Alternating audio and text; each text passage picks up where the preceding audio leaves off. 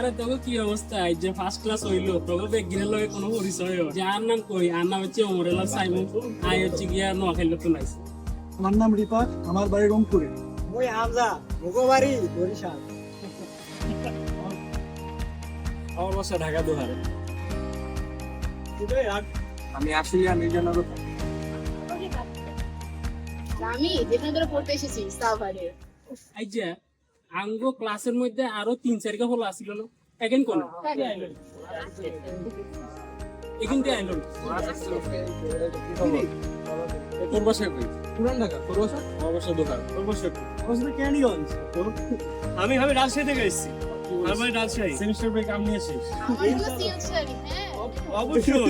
যে ব্যাকে কইলো যে ব্যাকের বাড়ির কোনায়, তঙ্গর বাড়ির কোনায় ইয়ে কস্তা কিনা। আরে আমার বাড়ি তো ঢাকা।